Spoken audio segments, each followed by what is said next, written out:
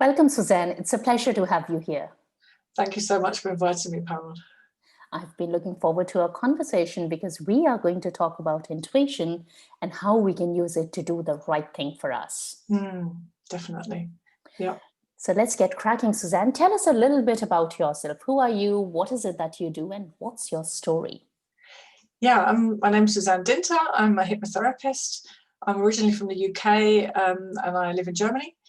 And I work online with my clients all over the world. I help them to release, if they feel stuck, I help them to release the stuckness and self-doubt. If they want to achieve certain goals and they can imagine it, but they can't work out how to do it because they're working out with their conscious mind, I help them use their subconscious mind, their imagination, to get where they want to go. And yeah, I absolutely love my work. I kind of had such a profound experience with hypnosis myself that I decided that I had to become a hypnotherapist a few years ago, and that's what I did. I just went out and did it and became a hypnotherapist, and that's what I've been doing ever since. You said a few years ago. That means you had a life before hypnotherapy. Yes. Okay. Had a What few did that lives life before look this one. like? Yeah, I taught business English in companies here in Germany for 17 years, so I've been self-employed most of my working life. I did a quick TEFL course, which is teaching English as a foreign language, before I left London to move over here, just in case I didn't get a proper job, and I ended up doing that for 17 years, so that's really hilarious. And yeah, I really enjoyed it. I really enjoyed the working with people, and it was just so much more than just teaching English. It was encouraging them. You know, they were like, "Oh God, I'm so good at my job, but I'm really rubbish at doing it in English." And so I could, you know, I realized that I was doing more than just teaching them grammar and vocabulary. I was teaching them how, you know, with their confidence and things like that. So I found that becoming a hypnotherapist, actually, on reflection, was a natural progression from that, but you get much faster results than you do when you're plodding along trying to learn a language. You can also use hypnosis to learn languages, of course, to help you to learn them. So yeah, so that's what I've been doing like most of my life. Yeah. Mm-hmm. So English language, teaching the language, and then becoming a hypnotherapist. That's right. Yeah, yeah. And I was at Very university interesting. before that, and in Middlesex University. And yeah, I come from London, but I've been in Germany now for more than half my life, and yeah, I'm loving it. Would you say you're German enough now? Some people say I'm more German than the Germans, but I don't know. Yeah, I certainly resonated with some of the character, you know, the kind of like common characteristics of Germany. Otherwise, I wouldn't have loved it over here so much, and the language and stuff. And my German is pretty impeccable, I must say, even if I say so myself. Lots of people are like, I really can't hear an accent. They're like desperately trying to hear an accent. I'm like, no, there's none there. Sometimes I have a bad day and my English accent comes through, but I'm just like, well, you know, it's because I am English. I didn't really start learning German until, well, I started in school about the age of 13, but that was a very love-hate relationship with learning vocabulary back then and grammar. And so I moved over here when I was 24, so that's really when the language journey kicked off. Yeah.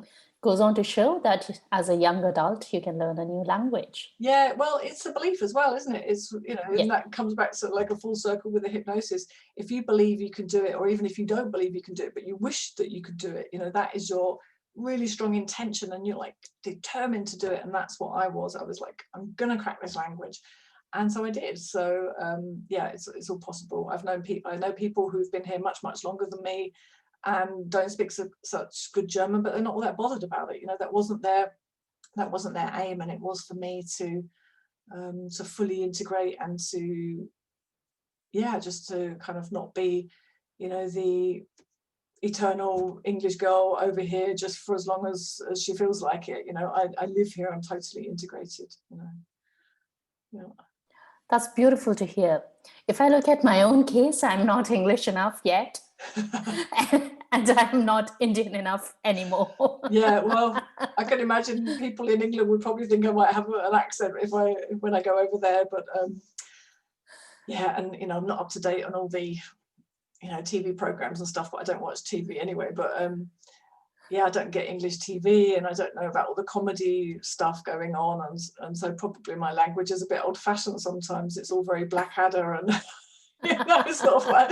That's the kind of generation I'm from, so hasn't progressed much since then, but I don't think I'm missing much. I know.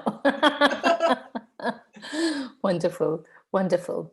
So let's talk a little bit about intuition. That's the topic for today. So tell us a little bit about it. What is it, and how does it play in your work? Right, well, yeah, exactly. The title of this conversation is How to Trust Your Intuition. And like, why would you want to trust your intuition? Well, your intuition is your true self. Only you can know what's right for you. Where, you know, everybody is totally unique. There has never been anybody on this planet who is exactly like you, with the way you are, the way you believe, what you believe, and everything about you, and your talents and your skills. You're totally unique.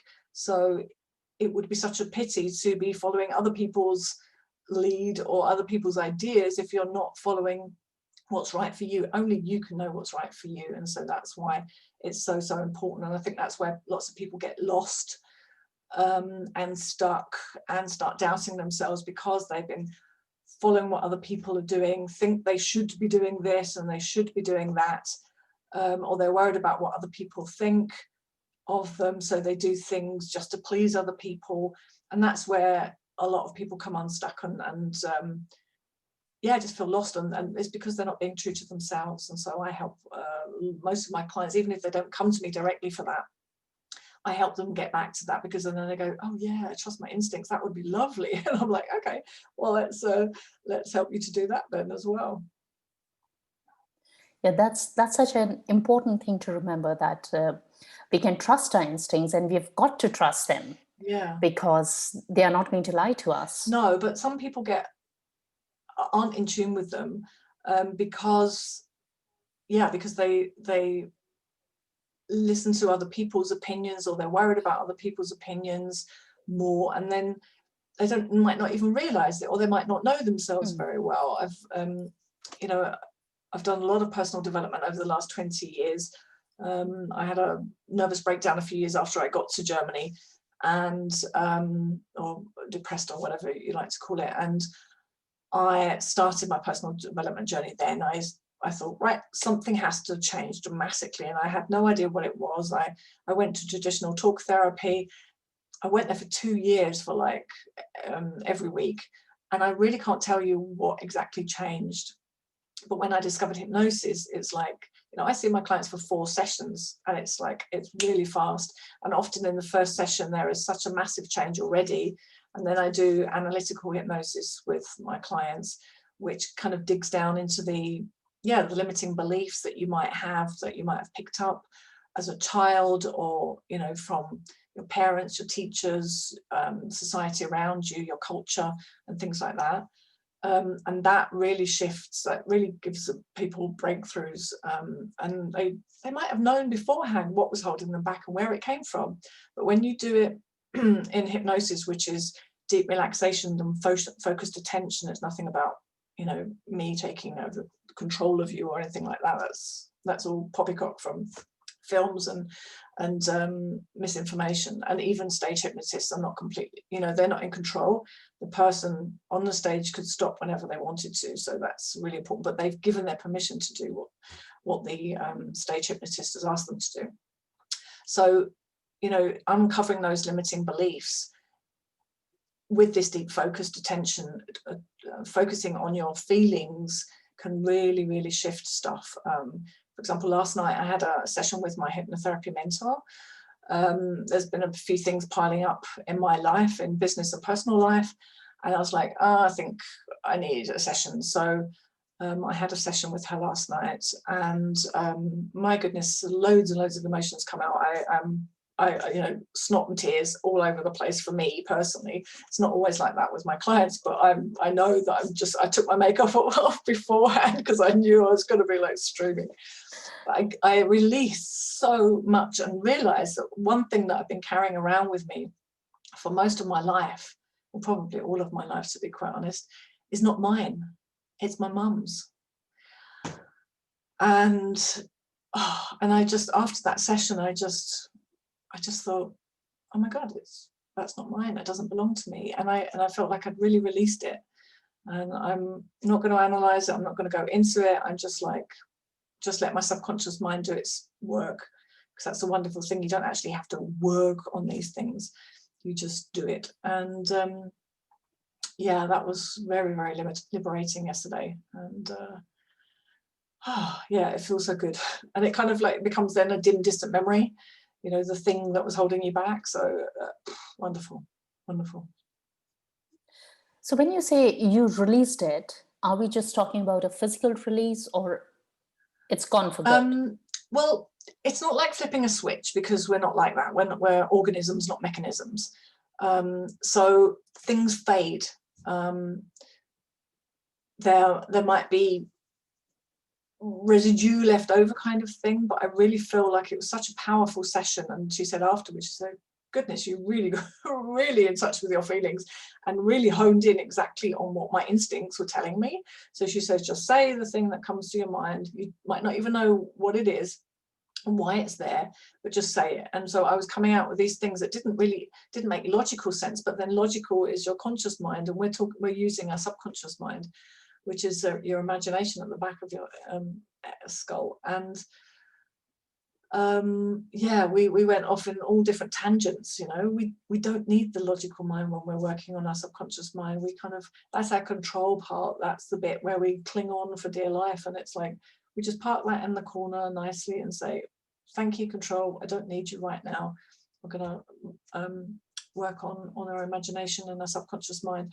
So I really feel like I've released a huge chunk of something, and I just felt so much lighter and freer afterwards. And that's often what my clients report, that, you know, when I interview them for case studies afterwards, they're like, yeah, I had to kind of look back at my notes to remember what I came to you for, because I can't remember, because it was like, it's gone, it's not part of my life anymore.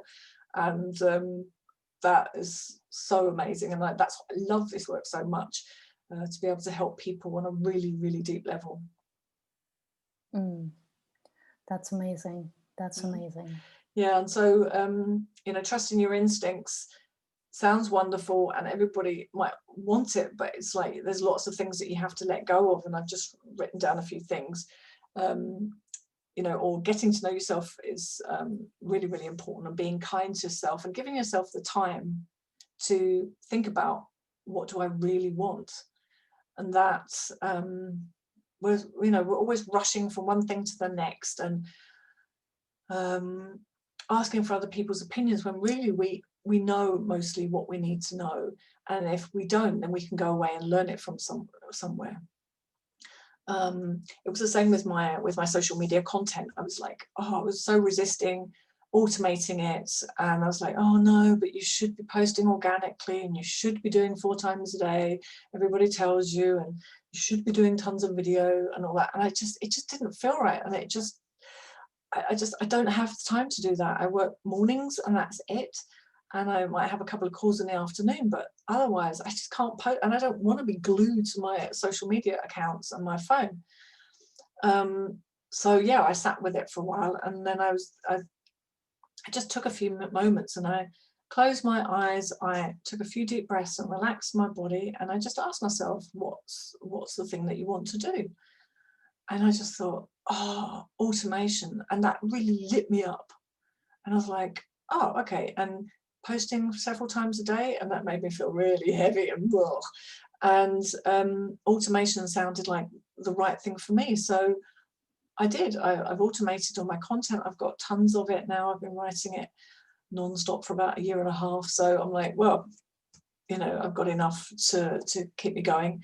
And I'm going to start writing new stuff again in January to freshen it up. But it's like, yeah, trust your instincts, you know. And the world hasn't stopped turning. You know, it's automated. It's been automated for 2 weeks now, and it's like the world hasn't stopped turning, and I'm still getting comments and likes, and I'm still engaging with other people. But this whole pressure has been lifted from my shoulders. So I trusted my instincts, and I let go of what other people say, and also letting go of what other people's opinions of you as well. You know, only you can know what's right for you. And it's your life. It's only one. There's only one life. So wouldn't it be a shame to kind of get to the end and then say, oh, I wish I'd have done that, but I only did this because I was trying to please so and so, and in the end they didn't really care or didn't even notice anyway. Oh, that would be such a shame. So yeah, it's really, really important to finally let go of other people's opinions of you, because they're none of your business, really.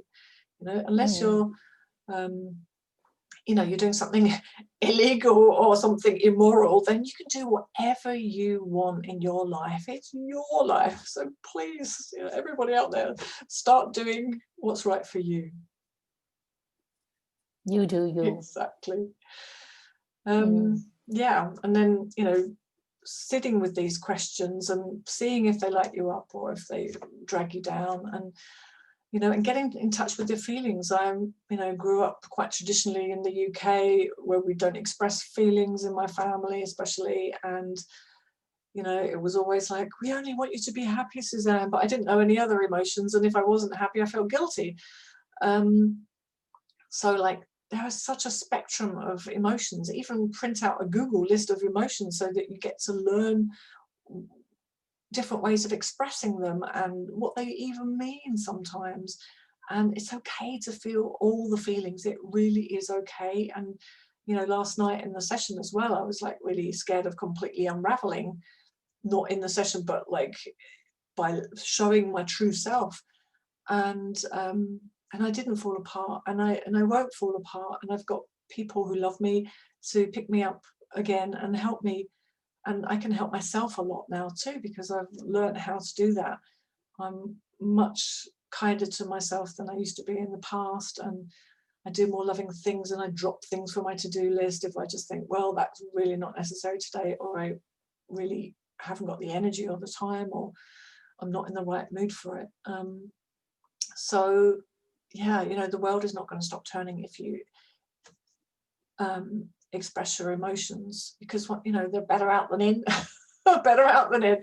And it kind of, it's a release as well. You release it and then you can feel better afterwards. But if you suppress it and push it down, it's like one of those, you know, annoying kids on the playground keeps coming up and tapping you on the shoulder wanting to play with you, and you keep shooing it away. That's the same with the emotions. If you don't turn around and say, you know, or play with the emotion or play with the child, then you know, you're not going to move forward. You're not going to be able to get on with what you want to get on with. So deal with the emotions, and that's what I help my clients to do, is to deal with them not on their own, but you know, with a facilitator like me. Yeah, that's so important. There are lots of times when other people aren't comfortable with us using our intuition. I remember I was in a coaching call recently with a client, and they wanted to know, they wanted to check in with me what my view was. And what was really going on was they were being pressured by somebody to not listen to their intuition. And I said, no, you have this gift. Yeah. You are so in tune with yourself, and you must not let it go for anyone, really. Yeah, well, we're only taught really to use our logic, aren't we, in school, unfortunately, and the society nowadays only teaches you only trust what you can see, and you have to do it like this, and you know, there's only from A to B. You know, they only teach you to look from A to B. And as Einstein said, you know, logic will get you from A to B, but not intuition, imagination will get you everywhere. Yeah. And you don't need to know the how sometimes, but if you have a wish to do something and you can imagine it actually happening, then you can achieve it. And that's the thing. But yeah, then we get bogged down in the hows and, but all the other people's opinions of us and all that kind of thing. So yeah, I mean, I'm sure you turned that question around to your client and said, well, what do you think? You know, and they're like, damn, I wanted your opinion. But it's like, no, you're not going to get away with it that easily. Well, the end result was that she decided that she is not going to listen to this other person, and she's going to listen to her intuition in conjunction with all the logical stuff that was going on. Yeah. So it's it's a very powerful combination that she has, and there was really no reason for her to let go of it just because someone else in a position of authority expected her to do so. So yeah, and it's often out of fear, isn't it, that people express these things because they're like, they put themselves in the position, and then they say, oh God, if I was in that position too, like her, then I'd be really scared of doing this, and so I'm going to project my fears onto you. So yeah, you've got to be very careful who you tell certain things to. Even my dear husband, I tell him some things about my business, like, oh wow, are you sure they're going to be able to pay for that? And can they afford that? And I'm like, la la la la la. Just like, yes, of course, otherwise I wouldn't have paid up for it. They want what I have to offer. Or he's a very kind of like logical guy and needs to know the hows and all that. And I'm like, that's not how I operate. So of course I share some things with him, but not everything, because I just think, I'm not quite sure if he'll get that. So I have lots of business buddies that I share things with. We have bi-monthly meetings, and so you've got somebody to cheer you on, because they get you. That's so important to surround yourself with people who get you and allow you to use your instincts as well. I hear you on that. I almost never talk about work, my business, at home amongst friends. I just don't do it because in my side of family, I'm the only one who walked away from the corporate world and set up my own business. And we don't do that in our family. No, in my family, neither. Yeah, it's you've got to, if people ask me who I know just wouldn't get it, then I just say, oh fine, thanks, everything's fine, and then I change the subject, and I say, oh, got any plans for the weekend? It's so important to talk to people yeah, who understand. Yeah, and protect your energy then because if somebody kind of like doubts something or says, oh, and plants that little seed of doubt in your mind, then you could go off in a massive spiral. I do sometimes, and then I bring myself back down to earth. I'm like, oh no, hang on a minute, they're not my ideal client, and they've never worked in a as a freelancer or as a business owner. Okay, right, that was just one person. Cross that person off your list of people that you share things with, and and definitely so important to find people that get you and resonate with you. So all of my business buddies are online because I'm in Germany and I work in English, and so they're all over the place. We have met up in person as well a couple of times. We would have done it again this year if it hadn't have been the big C word. And so it's really, really important to have people that you can share these things with. People who get you, people who can cheer you on. Definitely. And people who can help you get back up when you fall down, because all of us fall down. Of course we do. It's completely human and natural to do that, and it's only failure if you stop trying. It's success because you keep on going. But people who work in salaried jobs, that's fine. Absolutely do what you need to do. But they don't have our perspective on work. Like, I have a very dim, distant memory of working in the corporate world, but it just really wasn't for me.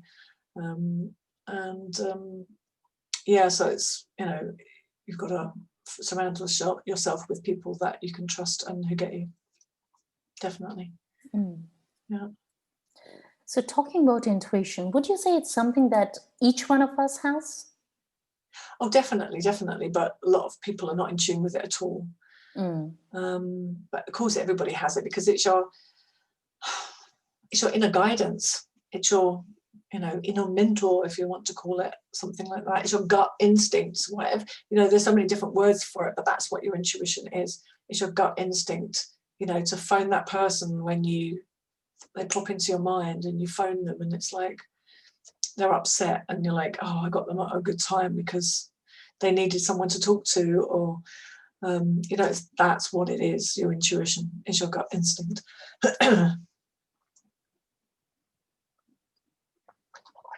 Yeah. So if we are not in tune with our intuition, how can we start getting in tune with it? What are some of the things we can do? Yeah, getting to know yourself better and better is so, so important. I think you can learn about yourself for the rest of your life. Until the day we die, we can still learn new things about ourselves. That's something that I really, really enjoy. And it's something that you can learn to enjoy if it's not something that you have done up to now, particularly. But I really feel like getting to know yourself, for example, I've discovered that I'm highly sensitive in the last couple of years.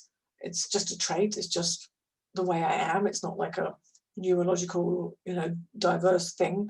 It's just a trait, but it means that I operate in a slightly different way to the 80% of non-highly sensitive people. So I think deeply and a lot. I think a lot. I have so many more thoughts, I think, than all of the people in my household to put together. And it's sometimes very difficult to switch off my brain. I'm not very good with like really loud noises or loads and loads of different noises going on at the same time. I need a lot of sleep, that kind of thing. It's just like, oh, okay, it's not like there's something wrong with me, I'm highly sensitive. Okay, that's good to know. And I know how to help myself now.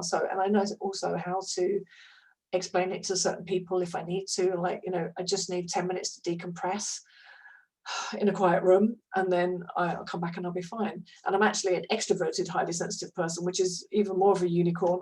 So it's like, and normally they're introverted, but I'm like, actually, I'm an extroverted, highly sensitive person. So and doing, personality tests like the Gallup Strengths test, for example, that really, really opened my eyes to my strengths and how to express them as well. It's like, well, yeah, I'm kind of a bit like this and a bit like that. I couldn't really put it into words. And doing the Gallup Strengths test really, really helped me to articulate it. And when I read the results, and they have a very, very in-depth description of how you are and how you work in different situations and work situations, I'm like, have they been following me around these last 20 years? It was so accurate, and it's really helped me to realize actually that this profession is exactly right for me. Because, for example, one of my strengths is discipline, and I will do everything in my power to help my clients get where they want to go.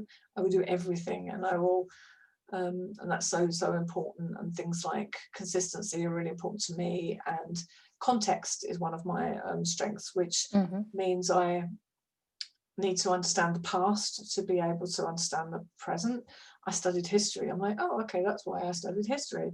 And I also use regression techniques with my clients. So again, understanding the past to be able to understand why they are where they are now, why they're stuck. So they're really, and connectivity is another one as well, which means I just really feel like we're all connected as human beings on the planet, and we're not little islands. We are all connected by energy, and so that was a massive eye-opener for me. So getting to know yourself is so, so important.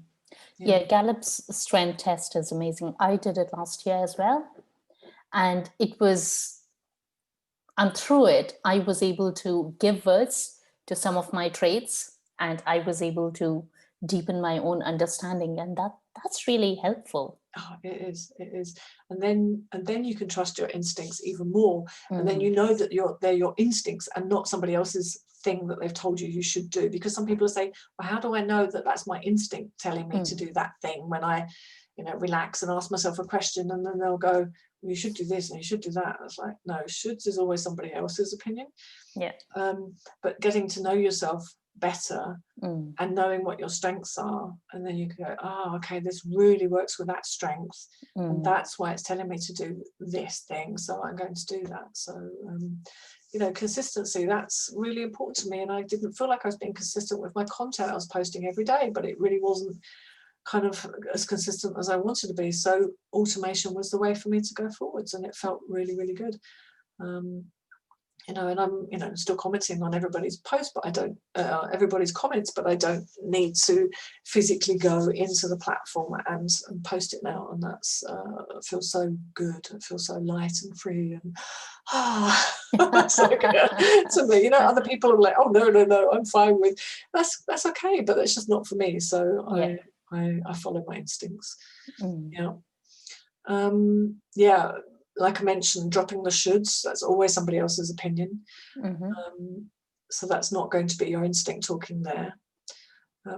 If you're having difficulty understanding the difference between the different voices or the different messages that you're getting in your head, that's mostly going to be somebody else. And you might even recognize, once you get more and more in tune with your intuition and your feelings, by just exploring them or getting in tune with them. Sounds very woo, but it's just kind of just allowing yourself to have the feelings. And so there's a whole spectrum of feelings. It's not just like good and bad and fine and not so good.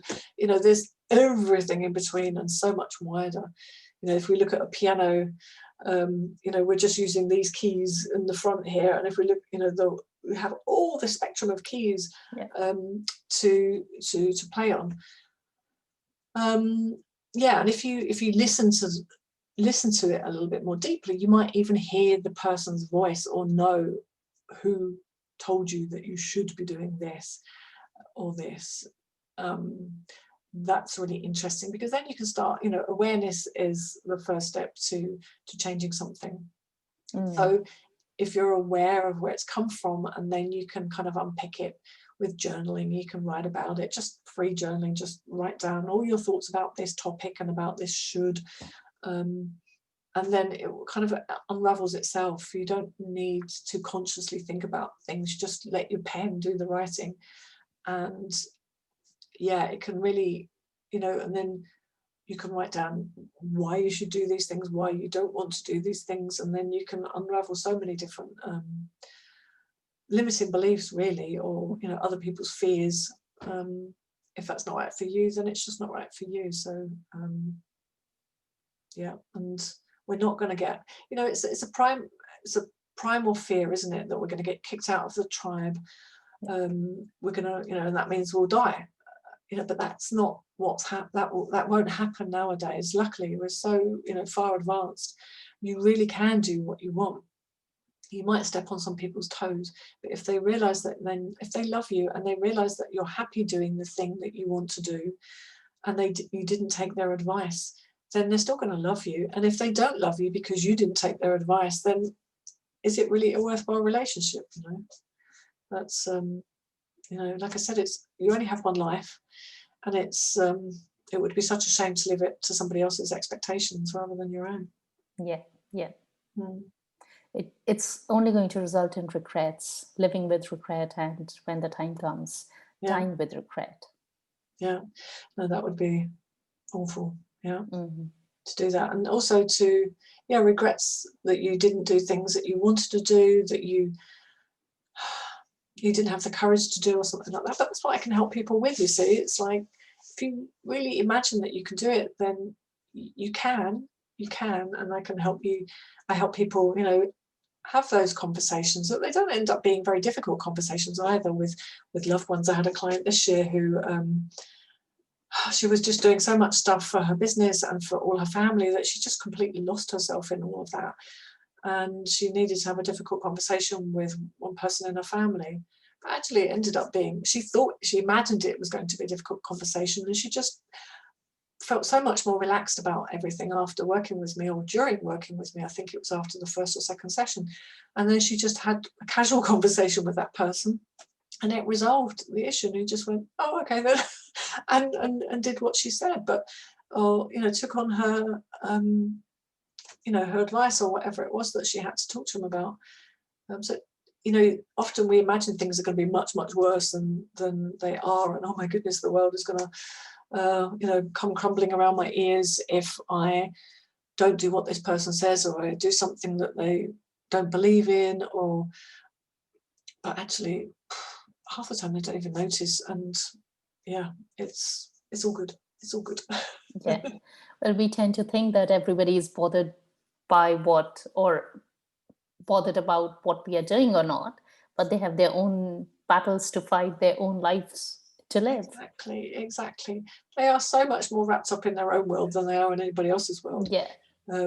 My teenager is 17 and is like, oh yeah, how's my hair? Oh, it's a bit short, and oh, he's come back from the hairdressers, and like, Noah, nobody actually notices, or oh, I've got this little hole in my jacket, and I'm like, honestly, nobody's really actually going to notice. I'll just let you in on a little secret there, because okay, he's at that age where looks and how you appear to other people are so important, and I don't want to take that away from him, and I'm not belittling him, but I'm just saying to him, this is a reality, that people are so wrapped up in their own worlds that they don't notice these things. Yeah, that advice would do him loads of good. Let's see if he listens. Exactly, if he's willing to take it on board. And that's another thing, you have to want to change. Nobody can force you to change or to do anything differently. If you want to carry on listening to all the shoulds and everybody else, then carry on, that's fine. And lots of people get through their lives, millions of people get through their lives by not following their instincts and by not following their dreams, and that's fine. They have perfectly normal lives, and that's great.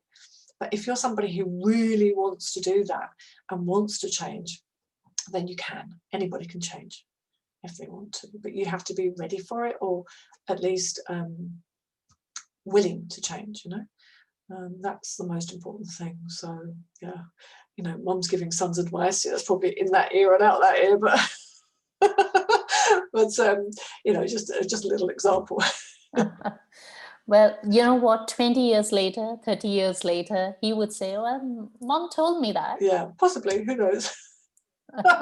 Well, the older I get, I think the more wisdom I find in what my parents used to tell us. You're never going to tell your parents that, are you, at the age of 17? But maybe later on in life, or you can notice these things as well. And I just want to be more open with my children about feelings as well, because I grew up with, I think I probably was depressed for the first time when I was about 13 or 14, and my mum took me to the doctor, and he just said, oh, well, let's just test her iron levels. And it's like, nobody talked about depression back then, and my mum and dad, I was so sad all the time, and nobody could help me. And I just want to be there for my kids and let them express their emotions if they need to, and because it's okay, it's fine, it's all right to do that. But in certain societies and certain families, it's like, oh no, don't express it's always embarrassing. So how can it be embarrassing to express your feelings? Okay, you might not want to do it, in the middle of the high street, but if you need to, then just let it out. You might want to do it with a trusted friend. But yeah, emotions are there to be expressed. So yeah, as long as you're not hurting somebody, then they're getting too angry or something. Yeah, it's important to get them out, better out than in, definitely. What would you say to somebody who's very logic oriented and they aren't quite sure if something like intuition really exists? Well, I would ask them if logic exists, to be quite honest. I like that. Prove it to me. Yeah, I mean, yeah, that just I would just bat it back at them, because yeah, logic is something that only a very modern part of our brain has kind of invented, and our primitive part of the brain uses the imagination and intuition much more. And it's the boss of your brain, really. The logical part, the conscious part of the front, is not the boss of your brain. You can want to do something and push and push and push and say, this is the logical thing to do, and it might not work because your subconscious mind is holding you back from doing it. Yes, because you say, yes, but I'm scared if I do that, or it will be wrong, or somebody will be upset with me if I do that, or it's going to burn me out, or whatever it is. So your subconscious mind is so much stronger than your logical conscious mind, which is the baby in evolution, evolutionary dimensions. So I would just ask the question back. Yeah. Yeah. If our imagination and intuition hadn't been as active, well, none of us would be here. Exactly. And you're using it all the time and you don't even realize it. I mean, people say, oh, I don't want to lose control in hypnosis, and it's not losing control. In fact, you are much more in control than you are in everyday life when you're in a trance, because trance is deep relaxation with focused attention. But you're in a trance again and again throughout the day. Everybody is. You just don't realize that that's what it is. If you've ever driven, a regular route, and you get to your destination and you go, I don't actually remember going through those traffic lights at that road or that junction. You're like, oh, okay. But that's the thing as well. And that's the same with hypnosis. You just go, oh, okay, well, I got here safe and sound, and that's fine. So you were like so focused that if something had happened on that journey that you needed to, slam on the brakes or swerve or something like that, you are totally there.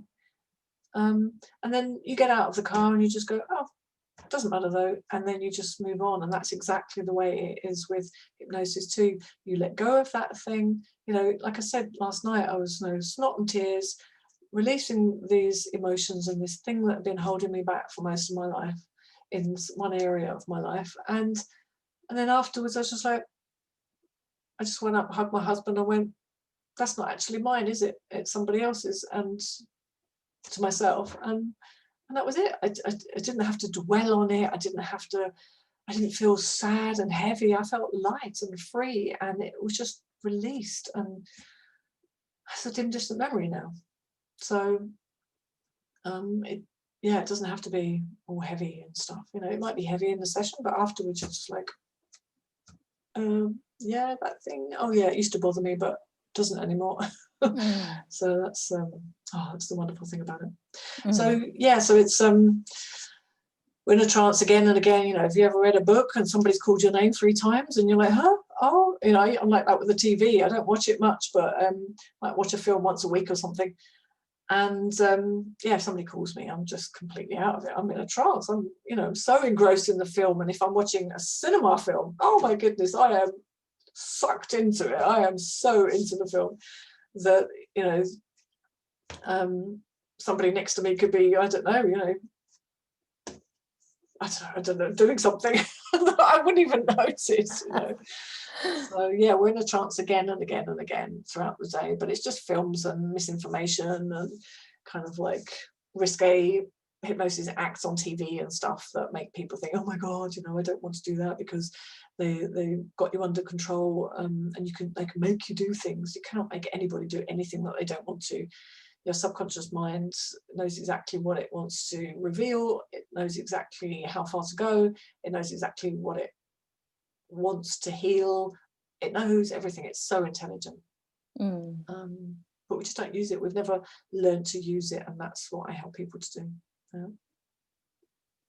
I was introduced to hypnosis when I was in the uni through a stage hypnosis show. That's the first time I saw it working, and it was incredible. It was incredible watching it. Yeah. What happened? Well, it was our university's annual event, so it was a big event, and there was this hypnotherapist who was invited, and I think it was about a 3 hours slot he had. Oh wow, 3 hours! And imagine a big auditorium filled up with undergrads and students who are doing master's degree. That was the typical profile. Most of us undergrad students, engineering and pharmacy students, that was the mix. And this guy did some initial testing, something to do with hands, and he invited about 25, 30 people on stage. I was a little disappointed that I just couldn't get it. And so I couldn't go on the stage because I wanted to experience it. Yeah. But actually, that turned out to be a good thing. So about 30 people went there, and then he did another shortlist based on something. I think he was probably figuring out, he was probably checking how suggestible they were. Exactly. Yeah, that's what they do before the and show or during yeah, the show. and about 20 to 25 people stayed. on the stage in this big auditorium. And then it was so interesting, the kind of things those people did, when he made them do things and say things that they wouldn't really be able to imagine and say with their conscious mind. For Yeah. example, I remember, it's more than 20 years. I think it's 20 years or 19 years since then. I remember that there was a round. He had several rounds: round 1, round 2, round 3, round 4, I think. And one of the rounds was about historical leaders. And one man actually became Mahatma Gandhi, and he did whatever Gandhi would say. Yeah. One man actually became this 20-year-old something, actually became Hitler, and he didn't know German, and he went on to say something that didn't sound like English or any of the native languages. Probably sounded like German, maybe he had read, or he hadn't, but it was amazing. Yeah, yeah, exactly. Because first of all, the people that go on the stage, they want a good time. They might not necessarily be exhibitionists, but they want to let their hair down, and have a good time. So that's why they go onto stage to start with. And then, of course, he does these suggestibility checks, which I also do with my clients as well, to help them to understand, it's a demonstration to them how their subconscious mind works and how the power of suggestion works. So if that works, it being you, it doesn't work, you work. If that works, and it does work, and then I say, well, can you imagine how your subconscious mind is going to take on the suggestions that I make in a minute with you in the hypnosis, for the things that you really want to achieve, not just like raise your hand, in the air, or lock your hands together or something like that. So he's looking for how the really suggestible people. And of course, he can tell people who are just kind of like pretending to do it and stuff. There's always signs that you can tell if somebody's doing it subconsciously or consciously. And then, and then he asks the magic question: will you do anything that I say? And they say yes. But so they've given their permission. But still, if he asked them to do something outrageous that would, break their moral code or whatever, would be unethical to them, they would still be able to say no, because they are completely in control. He might even, tell them that they forget what they're doing. So afterwards they say, oh, I can't even remember, but they would still be under control of what they're doing, because he doesn't know, no hypnotist controls somebody else.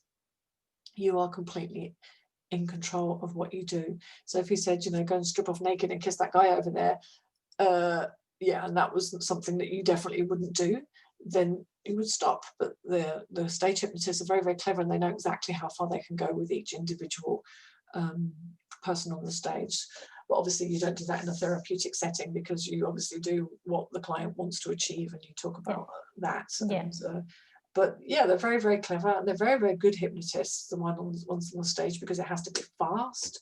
I tend to do a slower induction, which is getting you into the deep relaxed state.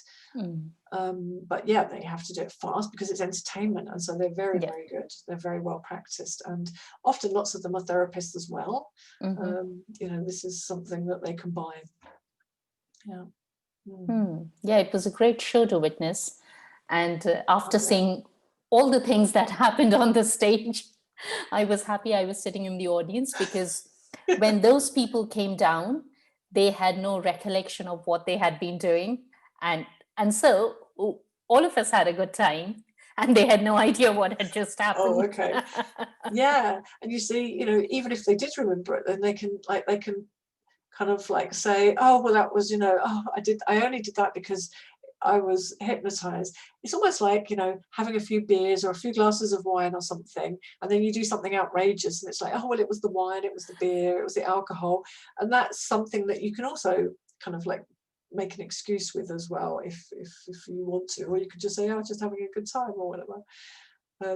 I've never actually seen a stage show. That would be really, really interesting. Now that I'm a hypnotherapist, it would be really, really good to see a stage show, because they are very, very, very clever. I've recently attended a like continued professional development course where a stage hypnotist who also does therapy was on, and he was a guest expert in the course, and he was just amazing. And because it has to move fast, but he works with his clients mostly in the room, whereas I work online. So yeah, there's some things that you can do faster, but I tend to not need to do that with my clients.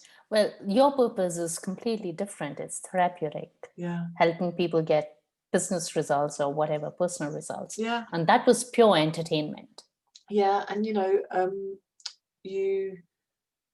kind of get the clients that you attract the clients that are right for you, and everybody has to develop their own style. So you might learn it like this, but you end up doing it like this, as long as you're kind of doing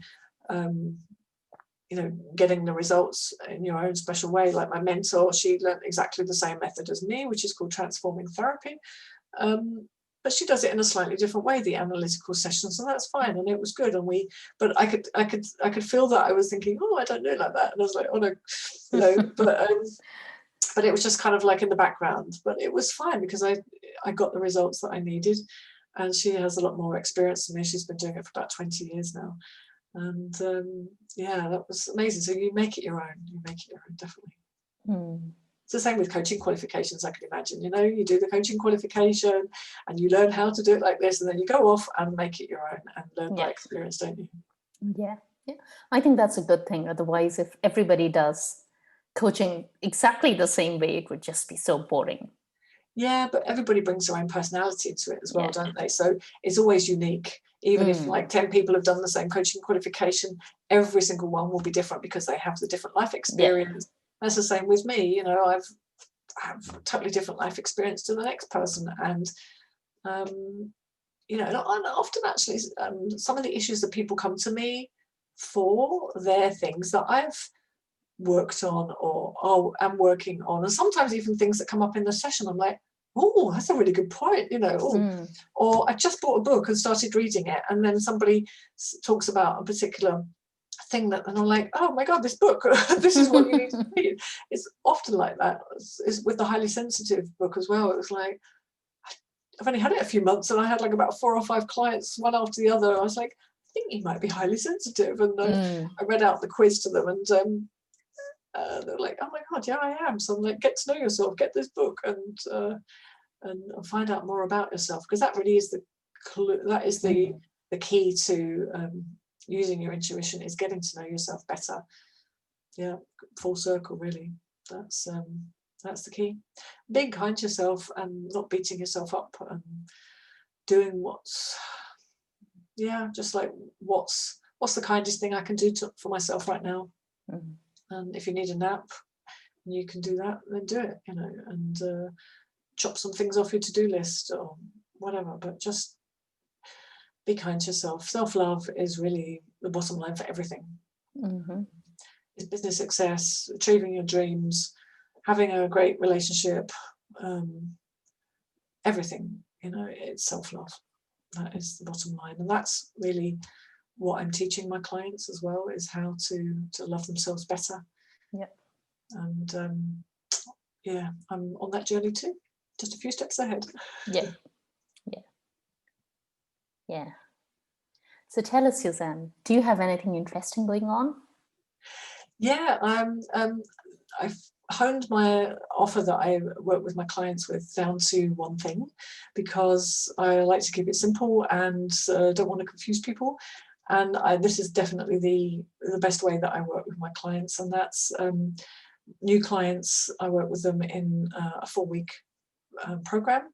It's totally bespoke, so I just, I do exactly what the client needs, and it's for releasing those limiting beliefs, self-doubt, getting unstuck, and all that kind of stuff, and believing in yourself that you're good enough to do what you want to do and achieving it.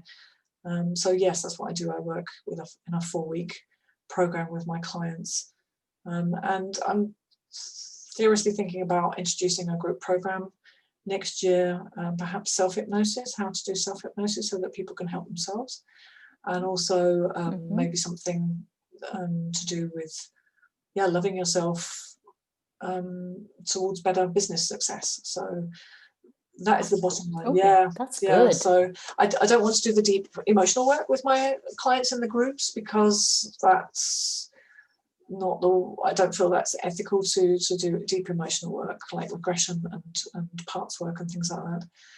But I'll definitely do programming and coaching in those group programs. So that's something that I'm getting excited about. And if somebody wanted to do like deep emotional work, then we could, you know, on top of the group program, then they could do 1 or 2 sessions. But that's kind of the ideas that are forming in my mind. I'm working with a business coach for 12 months next year, starting from January. And I'm sure that's something that I'll be rolling out fairly soon. Yeah, and then former clients can have single sessions with me, but I find 4 sessions for the first time clients is the magic number. I used to do 6 sessions or up to 6 sessions with my first time clients, but they were done, literally done after 3 or 4 sessions. And I don't like to prolong things. So this is like 3 or 4 sessions. We're not talking months or years here. You know, this is 3 or 4 90-minute sessions over a few weeks' time. And it's kind of almost do yourself out of business. as a hypnotherapist, it's like, oh, they're done now, next. So, but, you know, there's no way that I would prolong it just to string clients along. So I reduced my package to 4 weeks. Yeah. Oh, that's the right thing to do, I think. And that's, again, trusting your instincts. You know, I've worked with coaches in the past where they're like, no, you need to have a monthly thing and you need to do this and you need to do that. I'm like, no, it just doesn't feel right. And so I trusted my instincts. And yeah, I always do what's right for me because it's my business. So yeah, what's right for somebody else is okay for them, but it's not necessarily right for me. Yeah. So true, so true. Before we let you go, Suzanne, tell us, how can people get in touch with you? Yeah, they can get in touch with me through Facebook. I'm the only Suzanne Dinter on Facebook. So it's pretty easy to find me. I'm on LinkedIn as well. And my website is also my name. So it's www.suzannedinter.com. Easy peasy. Totally easy. Yeah. Suzanne, thank you so much for coming and talking to us today. It's been a minefield of valuable information. Thank you so much for inviting me, Paul. It's been lovely talking to you. Thank you.